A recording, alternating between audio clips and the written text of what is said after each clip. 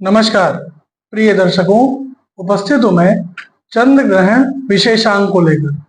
प्रिय दर्शकों, 7 सितंबर 2025 दिन रविवार रात्रि काल 9:58 से संपूर्ण चंद्र ग्रहण या खग्रास चंद्र ग्रहण प्रारंभ हो रहा है, जो भारत में दृश्य है।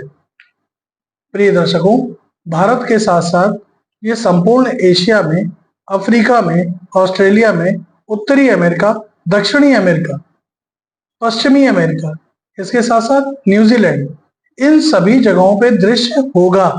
और चूंकि ये भारत में दृश्य है तो सूतक काल के नियम लागू होंगे, सूतक का समय लागू होगा।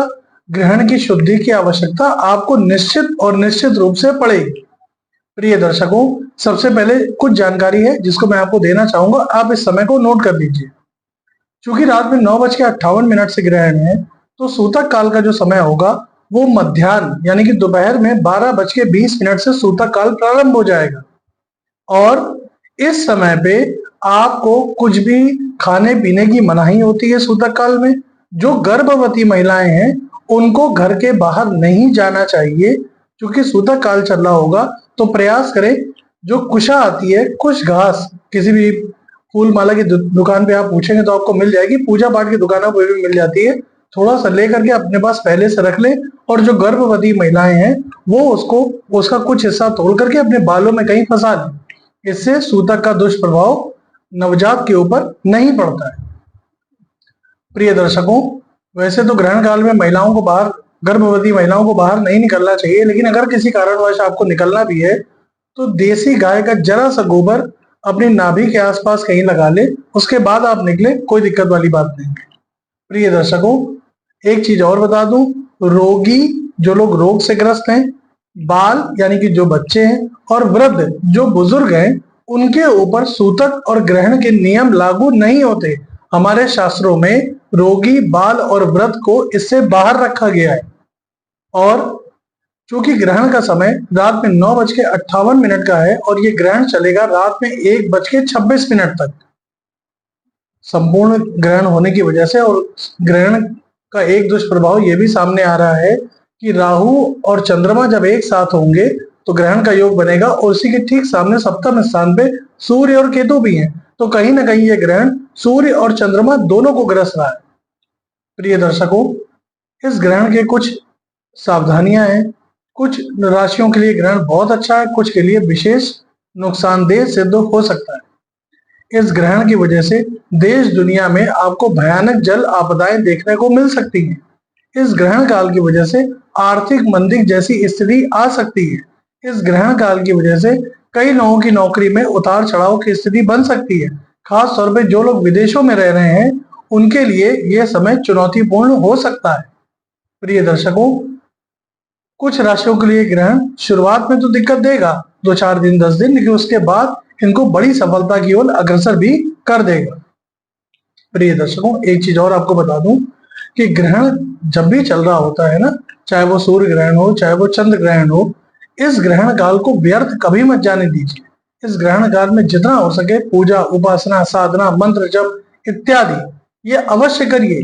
क्योंकि इस समय पे किया हुआ मंत्र जप, अनुष्ठान, दान, कुछ भी अगर आप कर रहे हैं वो 100 गुना बढ़ करके ही आपको पुण्य प्रदान करता है। प्रिय दर्शकों, राशियों की चर्चा के पहले मैं आपको कुछ साबर मंत्रों की चर्चा कर देता हूं, जिसको जप करके आप ग्रहण काल को आपदा में अवसर की भांति बदल सकते हैं। प्रिय दर्शकों, वैसे तो एक बात आपको बता दें, ये ग्रहण सामान्य नहीं है, क्योंकि खग्रास चंद्र ग्रहण है, तो इस वजह से समस्याएं बढ़ेंगी, मानसिक तनाव, अवसाद की स्थितियां आएंगी। जलीय आपदाएं आपको भारत के पहाड़ी क्षेत्रों में देखने को मिलेगी। जलीय आपदा की वजह से भयंकर नुकसान देखने को मिलेगा। और आने वाला समय वैसे भी अच्छा नहीं है। 2033 तक बहुत उतार चढ़ाव देखेंगे आप, बहुत सारी गंभीर आपदाएं देखेंगे आप, बहुत सारी गंभीर और असाध्य रोग देखेंगे आप। यानी कि कुल मिला के ये एक चेतावनी है। इसको आप ऐसे समझ लीजिए कि जो कोरोना एक ट्रेलर था, उसकी पूरी पिक्चर आने जा रही है। जरूरी नहीं कि कोरोना के रूप में ही हो, लेकिन हाँ, उससे भयंकर बीमारियां अब आपके सामने, आप उसको 2033 तक आते हुए देखेंगे। हालांकि चूंकि देवगुरु बृहस्पति अतिचारी है तो उसका समाधान मिलेगा, लेकिन तब तक समस्याएं बढ़ चुकी होंगी। प्रिय दर्शकों, सबसे पहले तो मैं कुछ साबर मंत्रों की चर्चा करता हूँ मात्र 108 बार जप लेने मात्र से यह साबर मंत्र सिद्ध हो जाएंगे। पहला, ओम नमो भगवती पद्म पद्मावती ओम ह्रीम ओम श्रीम ओम पूर्वायै दक्षिणायै पश्चिमायै उत्तरायै सर्वम दिशि धनम देहि देहि स्वाहा। इस मंत्र का मात्र 108 बार जप करने से यह मंत्र सिद्ध हो जाता है। ग्रहण काल के दौरान आप इस मंत्र का जप अवश्य करिएगा और अगले दिन यानी कि जब ग्रहण समाप्त हो जाएगा तो अगले दिन से प्रातः काल जब भी आपकी आंख खुलेगी रोज हर दिशा की तरफ, पूर्व दिशा की तरफ चेहरा करके एक बार बोलिए इस मंत्र को, फिर उसके बाद दक्षिण दिशा, फिर पश्चिम दिशा, फिर उत्तर दिशा। बोला गया ना मंत्र में पूर्वाय दक्षिणाय पश्चिमाय उत्तराय, तो जिस तरह से बोला गया है उसी तरह से चारों दिशाओं में एक एक बार इस मंत्र को पढ़ के फूंक मार दीजिए। आपके धन लाभ के या यूं कह लीजिए धन आगमन के रास्ते बनने शुरू हो जाएंगे। प्रयास बस आपको करना है। दूसरा, अगर आप किसी भी तरह की आपदा से जूझ रहे हैं, किसी भी तरह की विघ्न बाधा संकट से जूझ रहे हैं, तो भगवान बटुक भैरव का एक अद्भुत और अत्यंत श्रेष्ठ मंत्र है जिसको मात्र 108 बार जपने से, वैसे तो इसकी जब संख्या 10,000 है, लेकिन ग्रहण काल के दौरान मात्र 108 बार जप लीजिए। ओम ह्रीम बटुकायै आपदुद्धारणायै कुरु कुरु बटुकायै ह्रीम ओम। मात्र इस मंत्र का 108 बार जप कर लेने से आपके जीवन में चली आ रही समस्त समस्याएं समाप्त हो जाएगी। प्रिय दर्शकों, एक और मंत्र है मां मातंगी का। 10 महाविद्याओं में से एक है मां मातंगी, और अगर आप इस मंत्र का जप मात्र 108 बार कर दे, मां मातंगी की विशेष कृपा आपको प्राप्त होगी। लेकिन याद रखिएगा, इस मंत्र के जप से किसी का अहित मत चाहिएगा, वरना आपका ही अहित हो जाएगा। मां मातंगी का प्रिय दर्शकों जो बीज मंत्र है, वैसे तो इस तरह के बहुत सारे मंत्र है, लेकिन जो मां मातंगी का बीज मंत्र है उसमें कोई विशेष नहीं है, साधारण सा मंत्र है। इसको मात्र 108 बार जपिए। ओम ह्रीम क्लीम हुम मातंग्यै फट स्वाहा।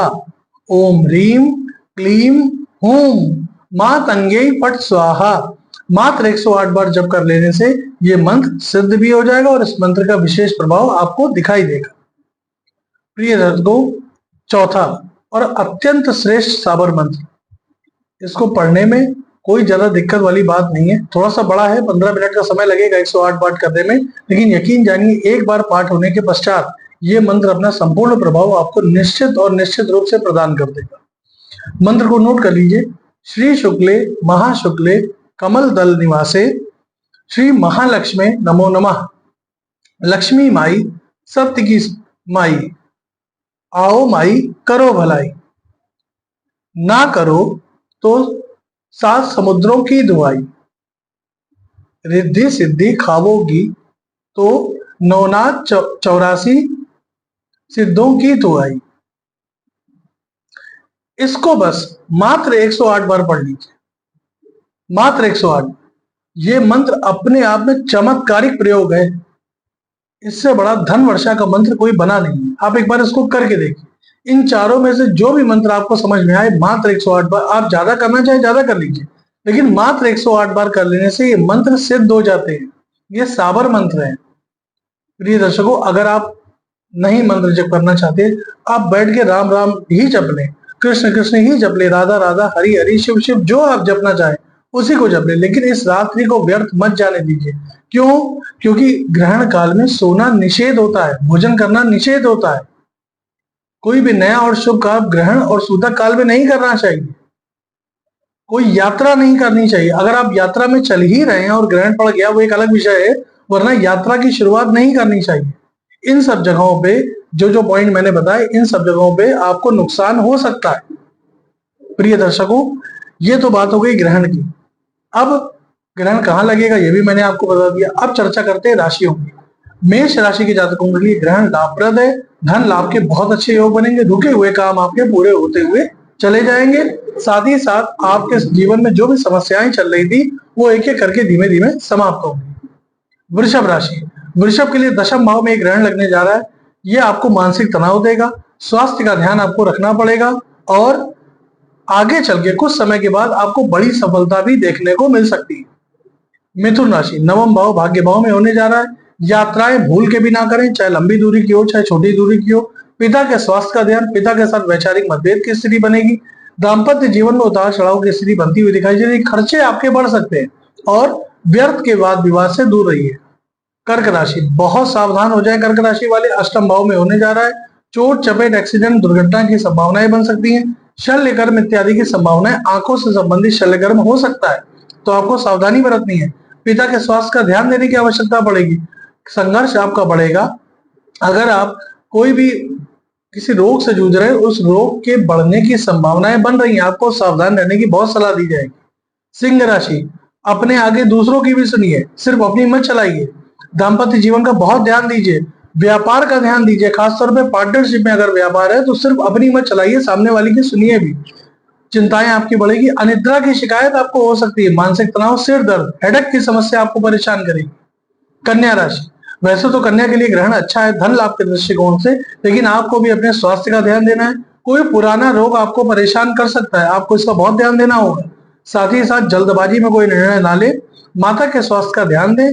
घर में बेवजह के आपको इस समय ये मान लीजिए, आपका जो दैनिक दिनचर्या है वो बिगड़ सकती है। जो आपका रोज का रूटीन था वो बिगड़ जाएगा। आप नौकरी में ध्यान न देकर के बाकी चीजों पर ध्यान देने की जरूरत इस समय पड़ेगी, तो आप इसका ध्यान दीजिएगा। तुला राशि, पंचम भाव में ग्रहण लगने जा रहा है। अब पंचम भाव संतान का भाव है, धन का भाव है, आपके ज्ञान का भाव है, शिक्षा का भाव है, पेट का भाव है, प्रेम संबंधों का भाव है। तो इन सभी क्षेत्रों में समस्याएं आती हुई दिखाई दे रही हैं। धन लाभ के योग आपके लिए बनेंगे, लेकिन इन समस्याओं से आपको सामना करना पड़ सकता है, तो आपको यहाँ ध्यान देना पड़ेगा, खासतौर पर संतान पक्ष से।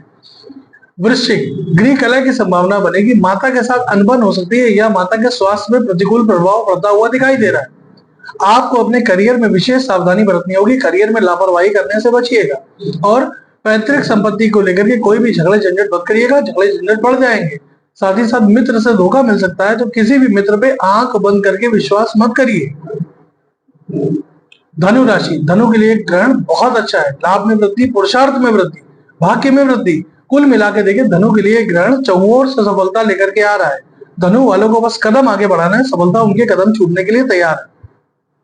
मकर राशि, द्वितीय भाव से गोचर होने जा रहा है, तो मकर के लिए बहुत अच्छा तो नहीं है। व्यर्थ के व्यय, वाणी में कड़वाहट, नशे इत्यादि की लत ना लग जाए, या जो लोग पूर्व से नशा कर रहे हैं उनका नशा बढ़ सकता है, ध्यान दीजिए। पैतृक संपत्ति को लेकर के विवाद हो सकता है। कुछ भी ऐसा ना बोल दीजिएगा जो बात का बतंगड़ बन जाए, वरना वो चीज आपके लिए ठीक नहीं होगी। वाहन सावधानी से चलाएंगे। कुंभ राशि, आपकी राशि पर ही ग्रहण लगने जा रहा है। कुंभ राशि और पूर्वा भाद्रपद नक्षत्र पर ये ग्रहण है, तो आपकी राशि पर ये ग्रहण लगने जा रहा है। ये ठीक बिल्कुल नहीं है। मानसिक तनाव, बेचैनी, अनिद्रा, सरदर्द और साथ ही साथ दाम्पत्य कलह की स्थिति बन रही है। आपको अपने आप में संयम बरतना होगा, क्योंकि आने वाला समय आपको बहुत कुछ नया सिखाने जा रहा है। तो नया सीखना अगर आप चाह रहे हैं तो इस समय संयम बरतें, वरना आपकी समस्याएं बढ़ जाएंगी। अंतिम राशि मीन की बात करें तो मीन के लिए खर्चों में वृद्धि। बेवजह के खर्चे संतान के ऊपर हो सकते हैं। व्यर्थ के खर्चे जिसका बाद में कोई मतलब नहीं निकलेगा, अस्पताल के चक्कर आपको लगाने पड़ सकते हैं। हालांकि जो आपका पूर्व से किया हुआ काम था वो अब अंत चरण में आ गया है, वो समाप्त होने पर आ जाएगा। पूर्व की जो प्रोजेक्ट है वो आपके समाप्त हो जाएंगे, लेकिन फिर भी आपको कोर्ट कचहरी, मुकदमेबाजी, इन सबसे ध्यान दूरी बनाए रखनी है। और रिश्तों की गहराइयों को समझिए, रिश्तों में थोड़ा समय दीजिए। अगर आप रिश्तों में समय नहीं देंगे तो रिश्ते आपसे दूर हो जाएंगे। तो प्रिय दर्शकों, ये था मेष से लेकर मीन राशि पर्यंत राशियों पे क्या प्रभाव पड़ेगा इसकी चर्चा बनेगी। अब आपको एक बात बता देता हूं, अगर आप जिन राशियों के लिए ग्रहण बिल्कुल नकारात्मक है उनको क्या करना है। जितने भी लोग इस ग्रहण से ग्रसित हो रहे हैं उन सभी को 7 तारीख को ग्रहण रात में 1:26 तक रहेगा। उसके पश्चात यानी 8 तारीख की प्रातः काल या सायंकाल 8 तारीख को दूध या चावल या चीनी, इन 3 में से जो भी चीज उपलब्ध हो उसका दान या तो किसी मंदिर में या किसी जरूरतमंद निर्धन व्यक्ति को कर दीजिएगा, अवश्य करिएगा। और शिवलिंग के ऊपर जल में दूध और काले तिल मिलाकर के अवश्य अर्पित कर दीजिएगा। ऐसा करने से आप ग्रहण के दुष्प्रभाव से बचे रहेंगे। और व्यर्थ का तनाव, कोई भी राशि के व्यक्ति व्यर्थ का तनाव ना पाले, क्योंकि राहु और चंद्रमा हमेशा भ्रम की स्थिति पैदा करते हैं। जो चीज आप देख रहे होते हैं असल में वो सिर्फ एक छलावा, एक भ्रम होता है, उसके पीछे अस्तित्व तो कुछ नहीं होता, लेकिन वो छलावा और भ्रम इतना हावी हो जाता है कि हम लोगों को ऐसा लगता है कि यही सच है, जबकि वो सच नहीं होता है। तो इसलिए व्यर्थ की उलझने, तनाव और परेशानी को आपके सामने आएंगी, लेकिन प्रयास करिए कि आप अपने आप को ये मनाएं कि ये सिर्फ एक भ्रम है। कुछ समय के बाद ये भ्रम, ये जो धुंध छाई हुई है, ये धुंध समाप्त हो जाएगी। प्रिय दर्शकों, एक चीज मैं आपको और बता दूं, मान लीजिए कि पति पत्नी है, अब एक की राशि के लिए बहुत अच्छा है, दूसरे के लिए अच्छा नहीं है, तो क्या होगा, इसका कैसा प्रभाव मिलेगा। या कोई भी ऐसा व्यक्ति, मान लीजिए आप ही हैं, आपका लग्न हो गया मान लीजिए मेष और राशि बन गई आपकी कुंभ, तो मेष राशि के लिए तो धन लाभ है, लेकिन कुंभ के लिए दिक्कत है, तो इसको कैसे देखेंगे, तो इसको औसत देखेंगे। मतलब कि जैसे एक गिलास आपने खूब ठंडा पानी लिया और एक गिलास आपने सादा पानी, आप ठंडा और सादा मिलाएंगे तो पानी नॉर्मल हो जाएगा, बिल्कुल वही स्थिति इस ग्रहण की आपके साथ में घटित होगी, ऐसे समझिए। अब उपाय जो मैंने बताया इसको अवश्य कर लीजिएगा, ये ग्रहण सामान्य नहीं है, ग्रास है, तो इसमें ध्यान देने की आवश्यकता पड़ेगी। प्रिय दर्शकों, एक चीज आपको और बता दूं, दोपहर में 12:20 के बाद कोई भी पूजा अर्चना उपासना मत करिएगा। कुंभ राशि और पूर्वा भाद्रपद नक्षत्र में ग्रहण है, तो ये ग्रहण समस्या देगा, क्योंकि देवगुरु बृहस्पति का नक्षत्र है और राशि कुंभ है। कुंभ में देवगुरु बृहस्पति कर्कवत यानी उच्च के समान फल देते, तो यहाँ पे धन की समस्याएं, ऊंचाई की समस्याएं परेशान कर सकती है। आप अपने मंदिर के कपाट बंद रखिएगा। अगले दिन जब ग्रहण समाप्त हो जाए तो गंगा जल का छिड़काव पूरे घर में हल्दी मिलाकर के कर दीजिएगा और अपने घर के जो भगवान है, पूजन स्थल पे जो भगवान रखे, उनको अच्छे से जल छिड़क के, गंगा जल छिड़क के साफ सुफ करके, अलमारियों या पूजन स्थल को अच्छे से साफ करके तब उनको दोबारा व्यवस्थित करके पूजा उपासना प्रारंभ कर सकते। आज के लिए बस इतना ही। अनुमति प्रदान करें, पुनः आपसे मुलाकात होगी। तब तक के लिए नमस्कार।